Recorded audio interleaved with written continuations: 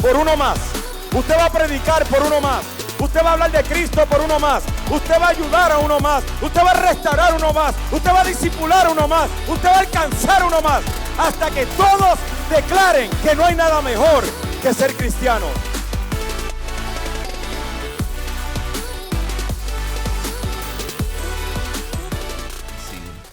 El día de hoy quiero hablar de algo que vemos a través de toda la Biblia. José, bájale un poquito el monitor, por favor. Gracias. Porque a través de toda la Biblia encontramos constantemente a Dios hablándonos en su palabra de tres cosas principalmente a través de toda la Biblia. Número uno es el amor. Número dos, el perdón. Y número tres, la obediencia. De Génesis hasta Apocalipsis vemos estos tres conceptos plasmados a través de toda la Escritura. Incluso hoy quiero comenzar con esta escritura que es lo que le va a dar lugar al mensaje de hoy. En Filipenses capítulo 2. El libro de Filipenses capítulo 2. Vemos una escritura que yo he utilizado mucho.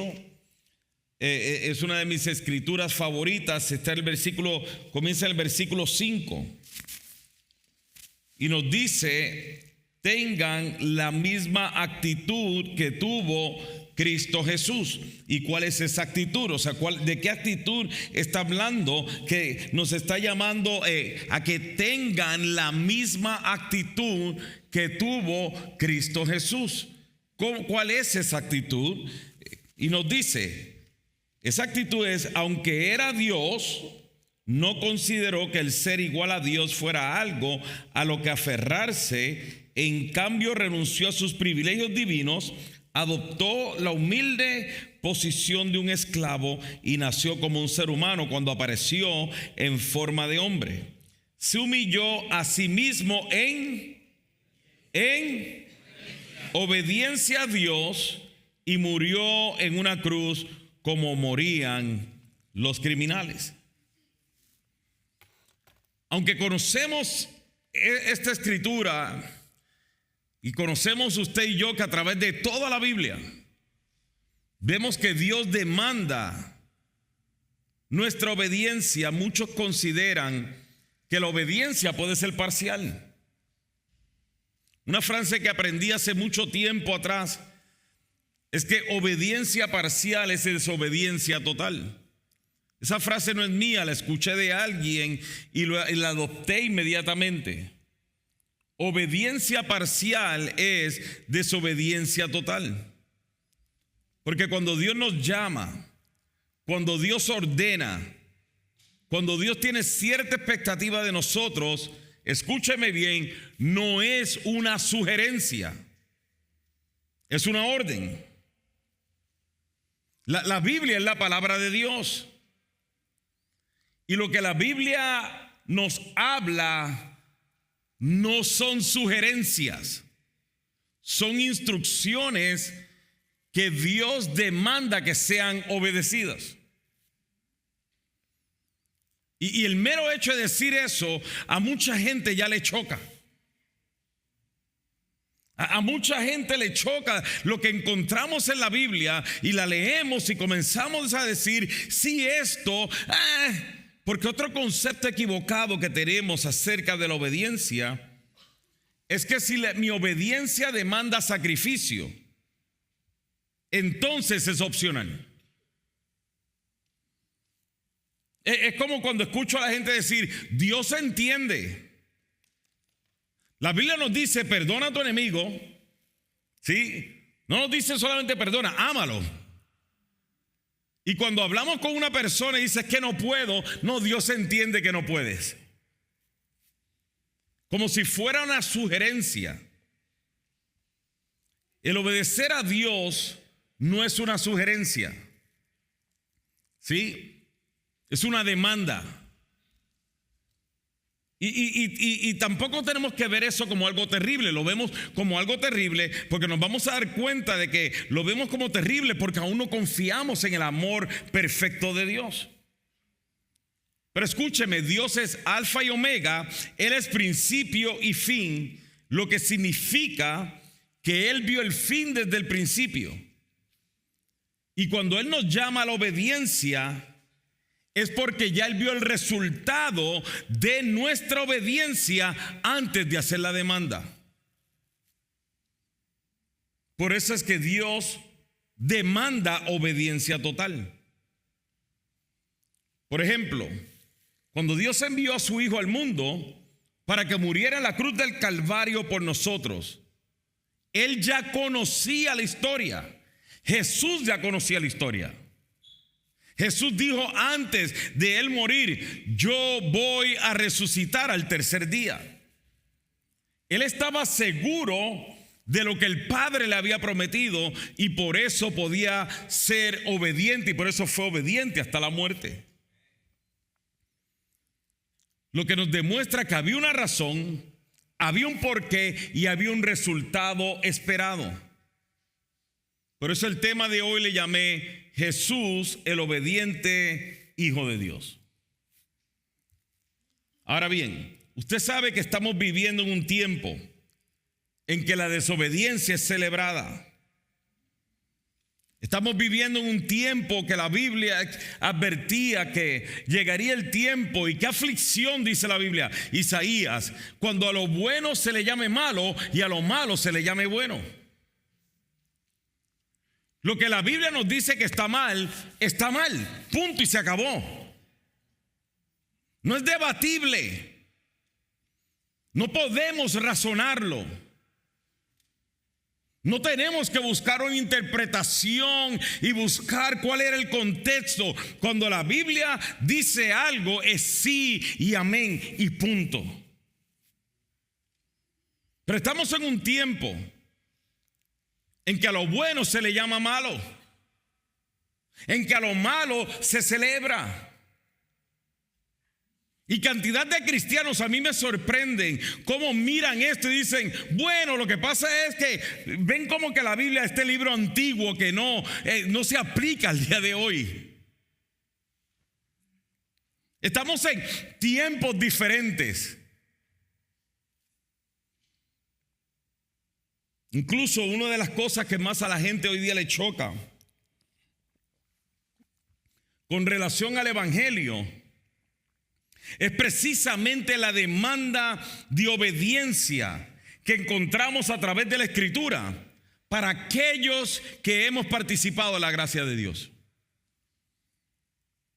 Y eso le choca a la gente. Por eso es que cuando usted le habla a una persona de Cristo o invita a una persona a la iglesia, algunos le dicen: es que yo no entiendo a los cristianos.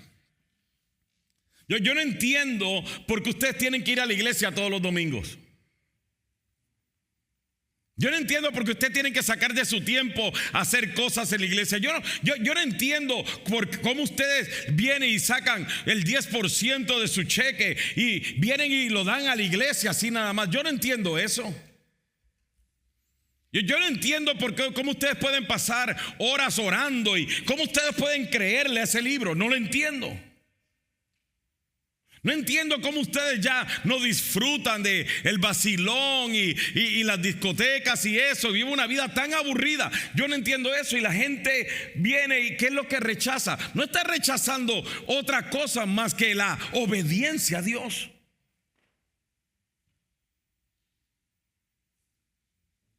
No, la mayoría de las personas que vienen, que se resisten a venir a Cristo, usted lo escucha, todavía no estoy listo. Usted le puede decir: tú entiendes que hay un infierno para aquellos que rechazan a Cristo. Sí, pero todavía no estoy listo, todavía tengo que disfrutar. Todavía no estoy listo para vivir una vida de obediencia a aquel que me creó y me amó y entregó a su Hijo en la cruz del Calvario por mí.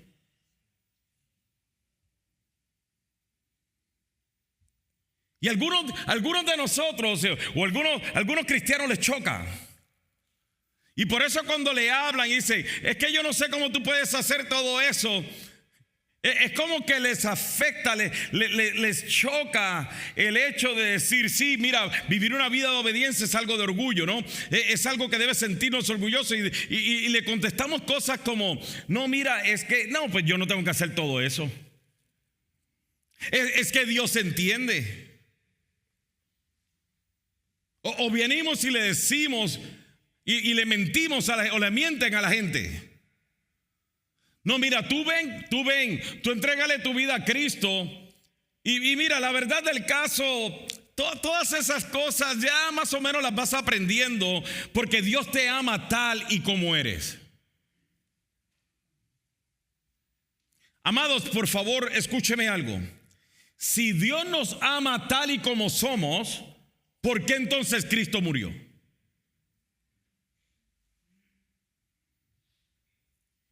Tú no tienes que cambiar. Dios te ama tal y como eres. Entonces, ¿para qué Cristo murió? Ahora, escúchame bien, por favor.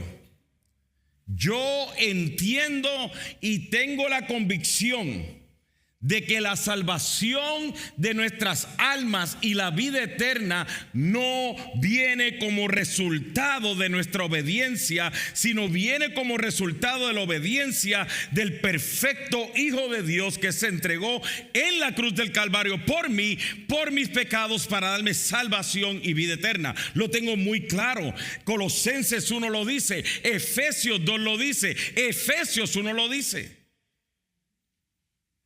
Yo no soy salvo por mi obediencia, yo soy salvo por su obediencia. Pero nuestra respuesta a esa salvación que viene por gracia es una vida de entrega, de devoción y obediencia. Y no tenemos que endulzárselo a nadie, ni tenemos que hacer excusa por ello. Porque escúcheme, si usted y yo entendemos que estamos destinados al infierno eterno y que hoy somos salvos porque Cristo en su perfecta obediencia y amor entregó su vida a la cruz del Calvario por nosotros para darnos salvación y vida eterna, y ahora nos demanda una vida de obediencia. Lo primero es que cuando yo entiendo lo que era el infierno, hacia donde yo estaba destinado por mis pecados, y ahora Él tomó mi lugar, escúcheme, la obediencia de lo que Él demanda jamás se notará como algo complicado, o más bien se convierte en un anhelo de nosotros querer venir y vivir.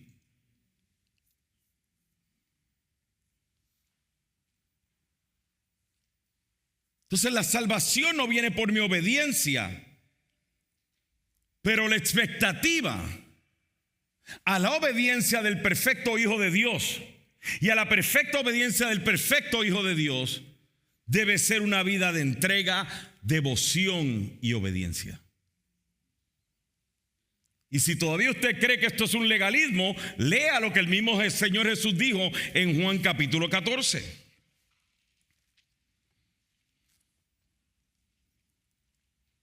Juan capítulo 14, para que no le mienta más a la gente. Mire, usted no tiene que endulzar el evangelio. Es sencillo. Presénteselo de la manera en que se lo pueda presentar, pero la conclusión del mensaje del evangelio es: somos malos por causa de nuestros pecados, estamos destinados a la condenación eterna en el infierno. Cristo tomó nuestro lugar en su perfecta obediencia y ahora nos presenta la oportunidad de ser salvos por su sacrificio y por su gracia. Y todo aquel que lo rechace termina en la condenación eterna. No haga excusas por Dios. Dios no lo dijo como: déjame ver, yo me siento mal de cómo voy a decir esto. Ese es el evangelio. Y es todo lo que la gente necesita saber. Ahora, si usted todavía cree que la obediencia es opcional, mire lo que Cristo dijo. Mateo 14, 21. Los que aceptan mis mandamientos y los que aceptan que mis sugerencias. ¿Los que aceptan qué? ¿Los que aceptan qué? Diga, no, no lo diga enojado. Los que aceptan ¿qué? Los que aceptan mis mandamientos y los son los que me aman. Son los que me aman. Y porque me aman a mí, mi Padre los amará ese versículo solamente pudiéramos decir amén y nos despedimos. Es sencillo, iglesia. Es sencillo. Los que aceptan, no es los que dicen, oh sí, que bueno. No. Los que aceptan, los que creen y entienden que mis mandamientos son genuinos y verdaderos y los obedecen. Esos que buscan obedecer, esos que obedecen, esos son los que me aman. Ok. La segunda parte dice, y porque me aman a mí, mi Padre los amará a ellos. Y yo los amaré y me daré a conocer a cada uno de ellos. O sea, lo que significa entonces de que si nosotros decimos que yo no siento la presencia de Dios, es que yo no siento que Dios está conmigo.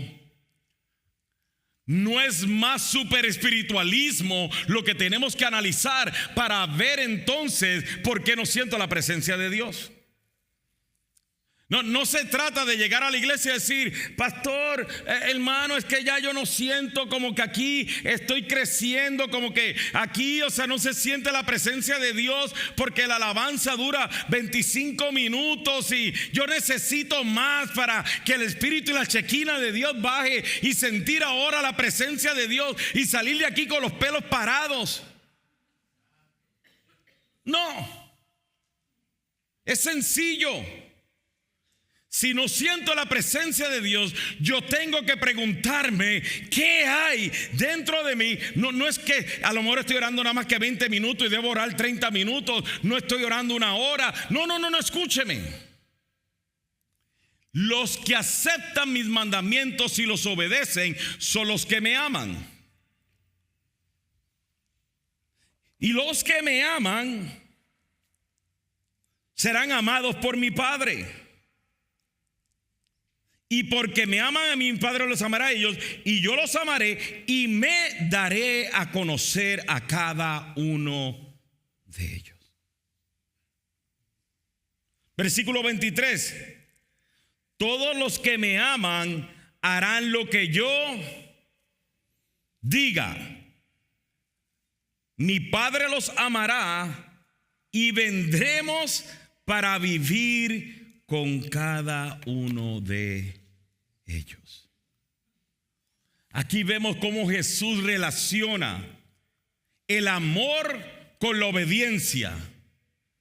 El que me ama, me obedece. El que me obedece es porque me ama.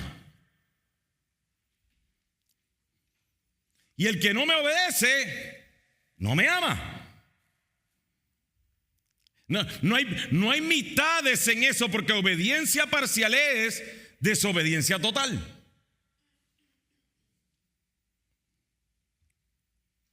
Vino de las palabras de Jesús, ¿no? Qué duro.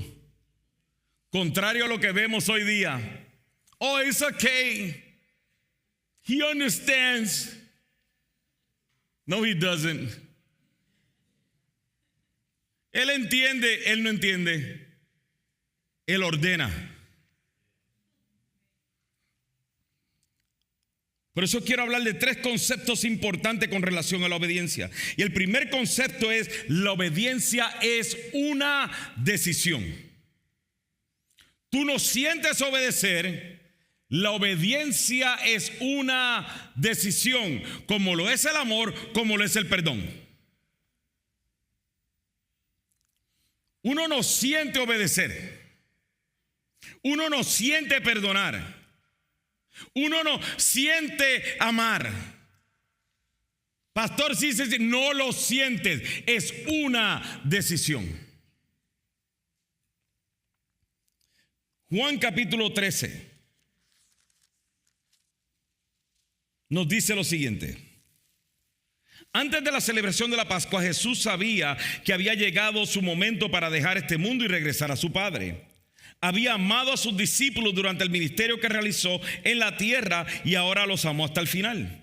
Era la hora de cenar y el diablo ya había incitado a Judas, hijo de Simón Iscariote, para que traicionara a Jesús. Jesús sabía que el Padre le había dado autoridad sobre todas las cosas y que había venido de Dios y regresaría a Dios.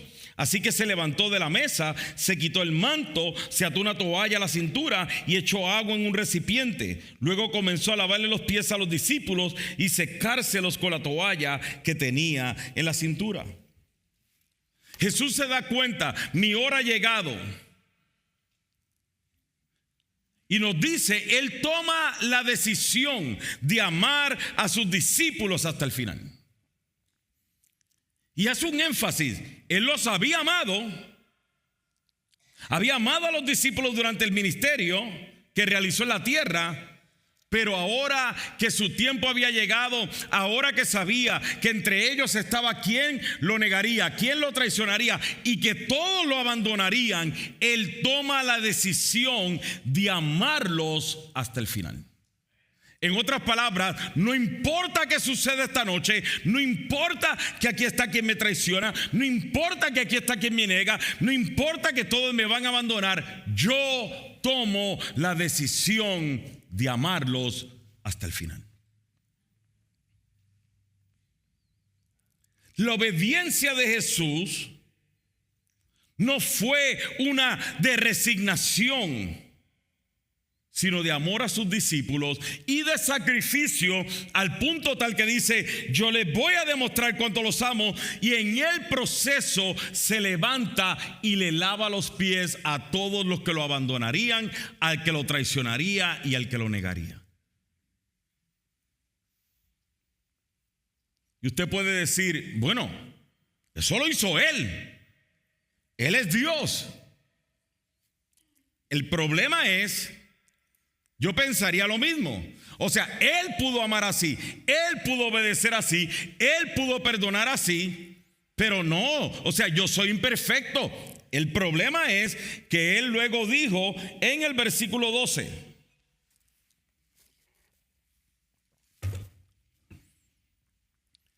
dice, después de lavarle los pies, mire esto, se quita el manto de rabino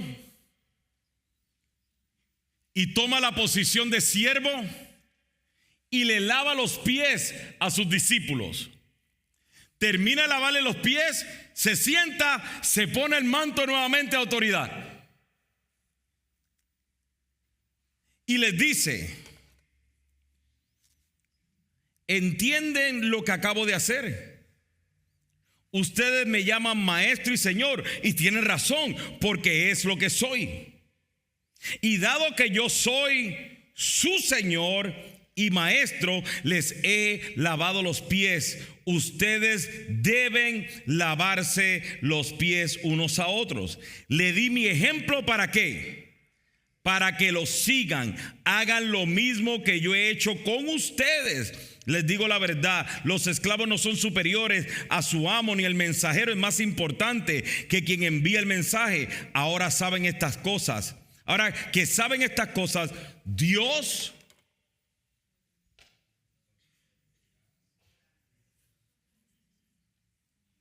los bendecirá por hacerlas.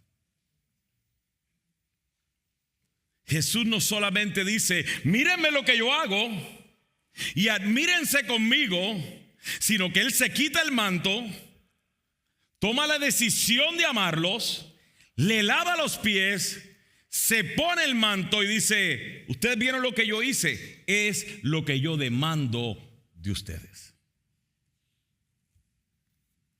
Los llama a la obediencia porque la obediencia es una decisión. Usted decide si obedece o no. Es su decisión. Número 2, la obediencia no se aparenta. La obediencia no se aparenta. En Mateo 26, nosotros vemos este mismo evento y nos dice el versículo 31: en el camino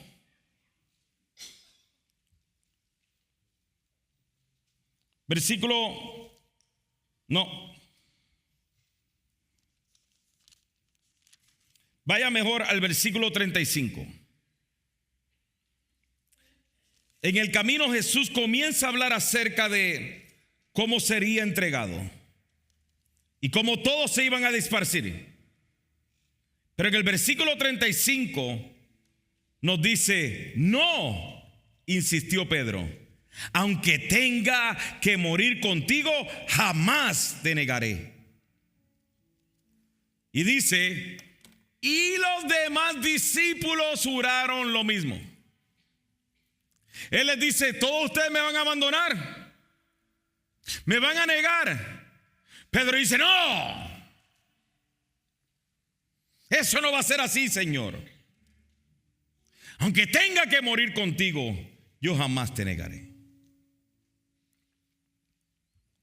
En Lucas 22, 31 al 34, el Señor le habla a Pedro con este único amor y le dice: Simón, Simón, Satanás ha pedido tu alma, ha pedido zarandear a cada uno de ustedes como si fueran trigo. Pero yo he rogado en oración por ti, Simón, para que tu fe no falle, de modo que cuando te arrepientas y vuelvas a mí, fortalezcas a tus hermanos.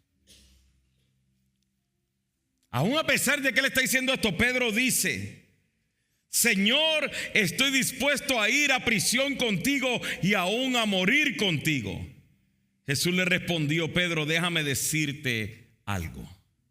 Mañana por la mañana, antes de que cante el gallo, negarás 3 veces que me conoces. La obediencia no se aparenta. Y mire esto, personalmente yo creo que Pedro estaba siendo sincero en su declaración. Yo creo que Pedro en ese momento estaba diciendo: Señor, yo no te voy a dejar. Eso nunca va a pasar. Porque mientras estamos en la presencia de Dios, es fácil hablar de cuánto lo amamos y cuánto lo obedecemos. Es cuando nos vemos frente a la tentación que se pone difícil la cosa. Y yo creo que Pedro era genuino y sincero. Él no estaba siendo hipócrita. Al punto tal que la Biblia nos dice que cuando lo negó por la 3ª vez y el gallo cantó, él lloró amargamente. Pero por favor entienda que la obediencia a Dios genuina y sincera no nace del miedo a las consecuencias. Cuando Jesús estaba diciendo todo esto va a pasar, Pedro sabía y decía: mira, no me importa morir contigo. Pero en el proceso lo negó. Pero qué maravilloso nuestro Señor que dice: tú me vas a negar, Pedro, pero yo voy a estar rogando por ti para que tu fe no falle. Y le dice, para que cuando te arrepientas, sepas que tienes lugar en mí. Y lo mismo debe ser con nosotros. Le vamos a fallar. No es que no vamos a pecar, le vamos a fallar. Pero escúcheme, iglesia, por favor. Se supone que cuando le fallemos nos duela. Se supone que nos duela a tal punto que nos lleve al arrepentimiento. Y eso fue lo que el Señor le dijo: me vas a fallar, Pedro, me vas a negar, pero yo voy a rogar para que tu fe se mantenga firme. Mucha gente no quiere venir a Cristo, no por otra cosa, sino por el miedo que dicen: es que yo no sé si voy a fallar o no voy a fallar. Todos aquí fallamos.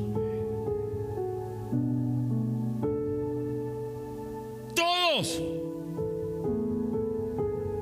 Su pastor es el peor de todos. Todos fallamos. Pero se supone que nos duela.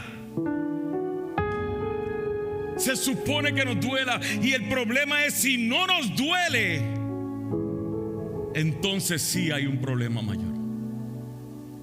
Porque el dolor que viene como consecuencia del pecado nos lleva al arrepentimiento. Y si el pecado y la desobediencia no nos lleva al arrepentimiento, entonces tenemos que evaluar si Cristo verdaderamente es nuestro Señor. No es si nos fallamos, es cuando deja de dolernos. La obediencia no se aparenta. No se aparenta. No se trata de cuánto le decimos a Dios que lo amamos. No se trata de cuánto le cantamos, de qué tan bien servimos. La obediencia a Dios, escúcheme, míreme. La obediencia a Dios la revelamos cuando nadie está mirando.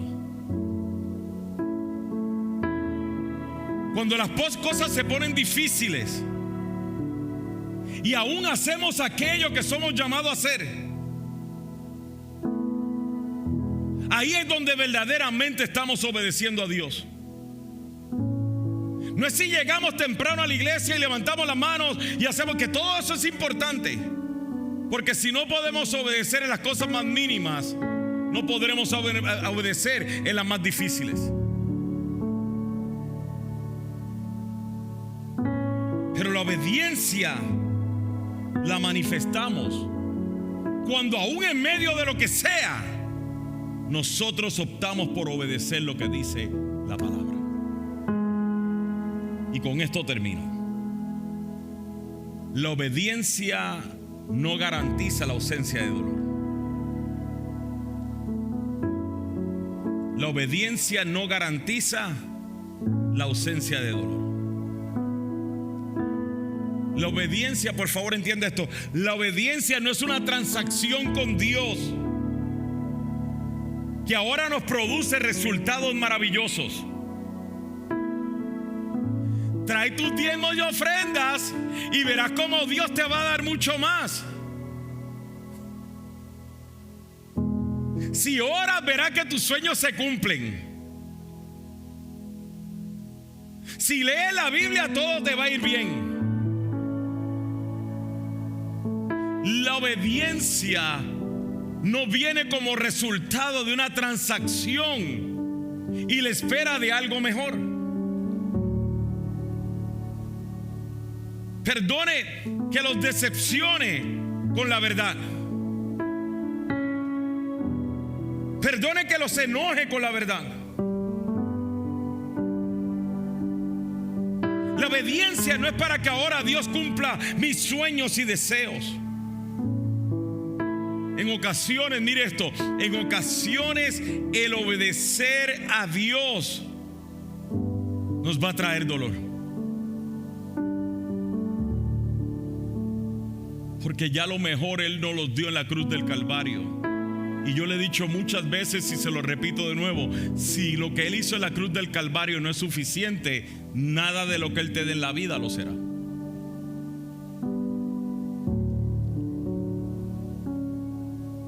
El mejor ejemplo lo tenemos en Cristo. Versículo 36, Mateo 26, 36. Entonces Jesús fue con ellos al huerto de los olivos llamado Getsemaní. Dijo: siéntense aquí mientras voy allí para orar. Se llevó a Pedro y a los hijos de Zebedeo, Santiago y Juan, y comenzó a afligirse y a angustiarse. Les dijo: mi alma está destrozada de tanta tristeza al punto de la muerte. Quédense aquí y velen conmigo. Él se adelantó un poco más y se inclinó rostro en tierra mientras oraba: Padre mío, si es posible, que pase de mí esta copa de sufrimiento, sin embargo, quiero que se haga tu voluntad, no la mía. Esto nos enseña Cómo Jesús, a pesar de que se encontraba en una profunda angustia y aflicción, donde Él mismo expresa que su alma estaba destrozada, en su oración le dice al Padre: si es por mí, no me permitas pasar esta copa de sufrimiento, pero quiero que se haga tu voluntad y no la mía. Escúcheme, por favor. Dios nunca nos llamará a un nivel de obediencia para el cual Él no nos haya capacitado ya. Pero aún así, el mantenerse obediente en medio del dolor será muchas veces lo más difícil que hagamos. Se nos ha enseñado de forma incorrecta, y muchos cristianos enseñan esto a sus amigos y a su congregación y a sus discípulos: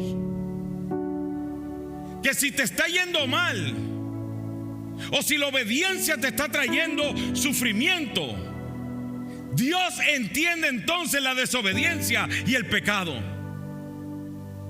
Y eso no es cierto. Eso no es cierto.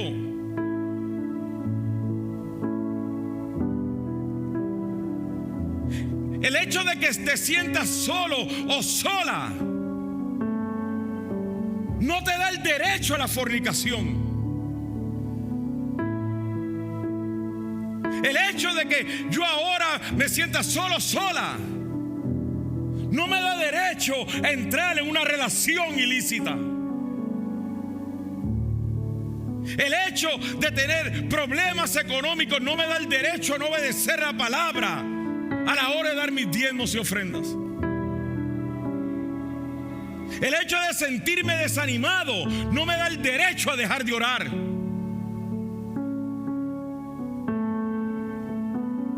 No busque la alternativa más fácil.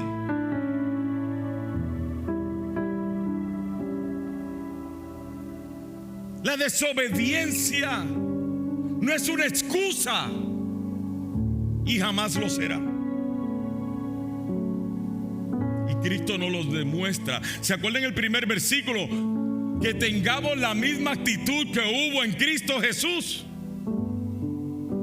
Que Dios nos llama y nos demanda una vida de obediencia, aunque, escucha, esto no es popular, yo sé que no les va a gustar, pero es la verdad, y es la verdad de la palabra: aunque nos duela.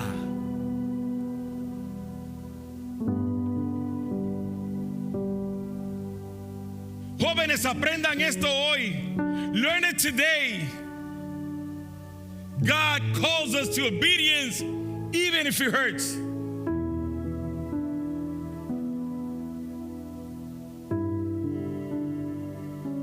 Cristo le dijo: tu voluntad no la mía. ¿Por qué podemos decirle tu voluntad no la mía?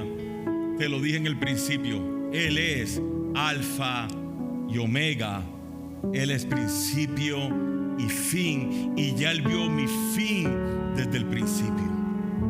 Entonces, pastor, ¿qué se supone que diga en ese momento que estoy sufriendo, que las cosas no me están yendo bien? Señor, yo no quiero pasar por esto, me duele lo que estoy pasando, pero Señor, por favor, ayúdame a obedecer.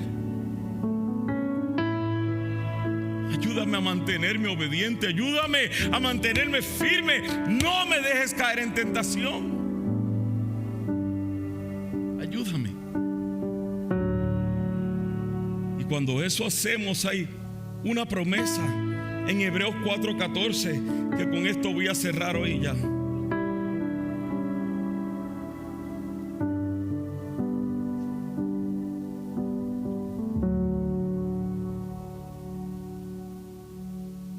Dice así: por lo tanto, ya que tenemos un gran sumo sacerdote que entró en el cielo, Jesús, el Hijo de Dios.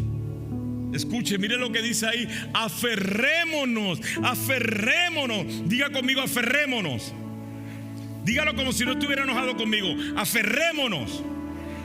aferrémonos a lo que creemos. Nuestro sumo sacerdote comprende nuestras debilidades porque enfrentó todas y cada una de las pruebas que enfrentamos nosotros, sin embargo no pecó. Así que acerquémonos con toda confianza al trono de la gracia de nuestro Dios. Allí recibiremos misericordia y encontraremos la gracia que nos ayudará cuando la necesitamos. Ojo, mire qué sencillo está esto. ¿Qué nos está diciendo?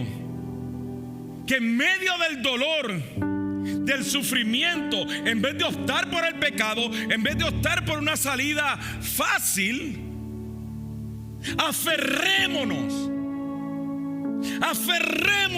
a lo que creemos. Que esto es lo que yo he creído. Yo le creo a Dios, su palabra es verdad, y esto es lo que su palabra me dice, y esto es lo que yo voy a obedecer porque su palabra es verdad.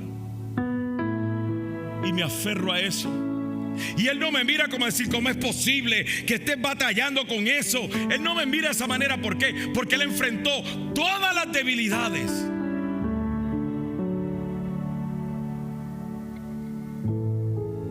No me juzga, no me echa fuera, me comprende. Pero no con el hecho de decir, yo te comprendo, vete al pecado, como nosotros le decimos a la gente. No. Te comprendo. Ahora acércate. Ahora acércate. Y ahí nos acercamos al trono de la gracia. ¿Qué significa? Que mientras más tentados nos vemos, más buscamos. Que mientras más sufrimos, más buscamos. Que mientras más lloramos, más buscamos. Porque cuando nos acercamos al trono de la gracia, Él nos ayudará. Recibimos misericordia, encontramos la gracia, y Él nos ayuda cuando más lo necesitemos. La desobediencia muestra que no confiamos en su gran amor. La obediencia demuestra cuán agradecidos estamos por su gran amor. Póngase de pie, iglesia.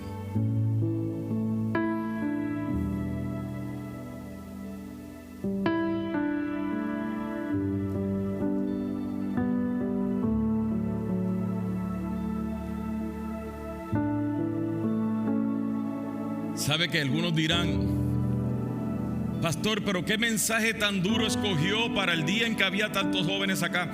¿Saben que los jóvenes tienen un mejor concepto de obediencia que los adultos? ¿Sabe por qué? Porque aunque usted me diga, es que los míos no me obedecen, pero siempre se le está hablando acerca de cómo obedecer a sus padres. Siempre se lo estamos recordando que ellos tienen que obedecernos, que obedecer a sus maestros, obedecer las leyes. Pero en el proceso de la madurez nuestra, se nos olvida que nosotros tenemos que vivir en total obediencia.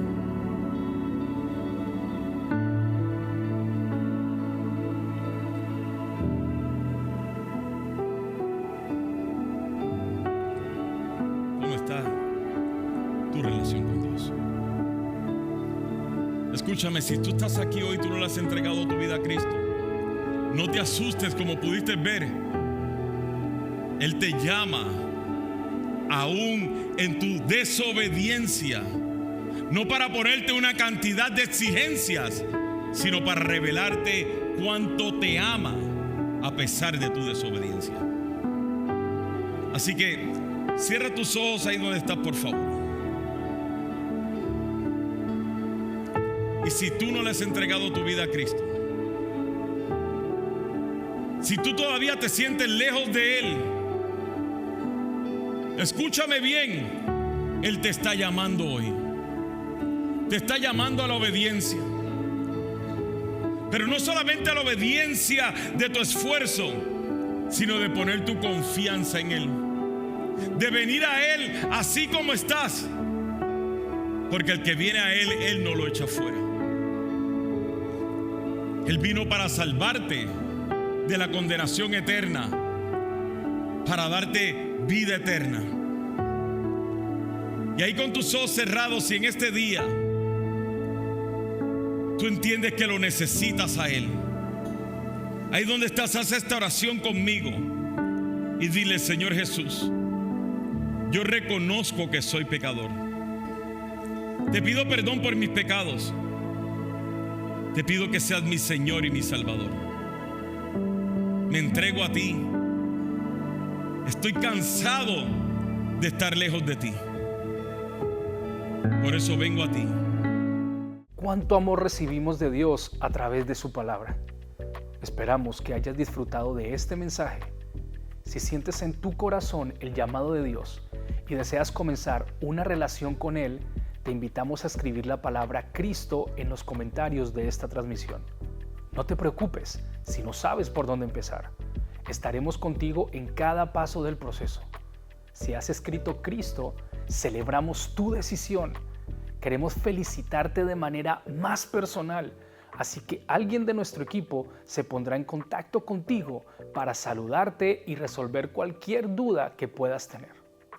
Además, queremos recordarte la importancia de tus donaciones a través de los diezmos y las ofrendas.